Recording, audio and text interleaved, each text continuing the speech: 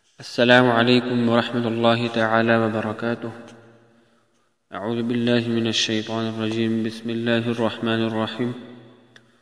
يلزم الرجل الاستبراء حتى يزول أثر البول ويطمئن قلبه على حسب عادته، إما بالمشي أو التنحح والاضطجاع. صدق الله العظيم. عزتمندو اوریدونکو، مشرانو، کشرانو، نن سبا زموږ په معاشره کې دا خبره ډېره زیاته شوې چې د فاسټ فوډ خوراک د لاسه هر کس ته دا بیماري ده چې د هغه واړه بول زر نه اوچېږي. نو زر اوچېدل دا د سړي دپاره لازم دي چې دی خپل واړه بول اوچ کړي او پاسي. نو چې کله سړی واړه بول اوچوي او دی اطمینان یعنی مطمئن شي، زړی مطمئن شي، او على حسب عادته د خپل عادت مطابق، یعنی مطلب دی او دس اوچي یا ډډه ووهي یا ټوخی وکړي یا کینی پاسي، په هغې کې چې قطرې لاړې شي او هغه قطرې د وړو بولو هغه دی اوچې کړي، نو د خپل عادت مطابق دی بالمشي وبالتنحح والاضطجاع او دی مطمئن شي، زړی مطمئن شي په دې باندې چې زما اودس اوچ شو. نو د ده اودس اوچ شو او که د ده په زړه کې شیطاني وسوسه راځي چې زما اودس وچ شوی او که نه دی وچ شوی، نو دی دې لاس لوند کړي او خپل چې کوم پرتوګ دی د دې وپوکنئ چې دا وسوسه ختم شي. د په زړه کې دا راځي چې دا ما دا کمې اوبه پوکنولې په دې پرتوګ چې دا اوبه دي،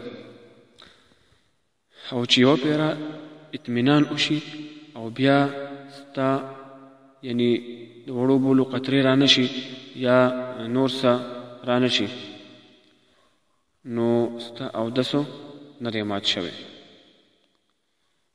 یا ستا شک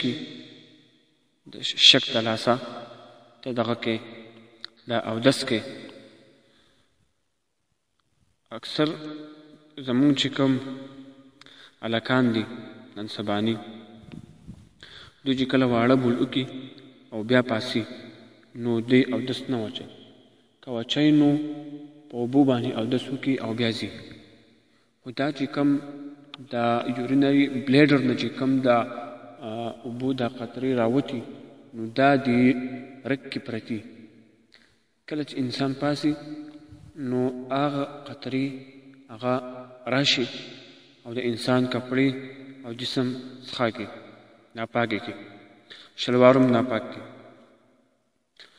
نو که دا پرتوګ وي د 5 روپو د سکې همراه، یعنی د هغې نه سیوا ناپاکي، نو په دې باندې مونځ نه کېږي. که د 5 روپو د سکې نه کم وي بیا پې مونځ کېږي.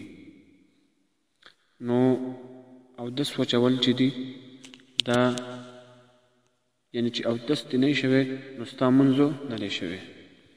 یعنی بعضې خلک زر ډېر زیات سر پاسي، دا نن سبني هلکان، نو دې ته دا زه ویمه چې لږ ایسارېږئ، د خپل عادت مطابق تاسو خپل اودس اوچوئ.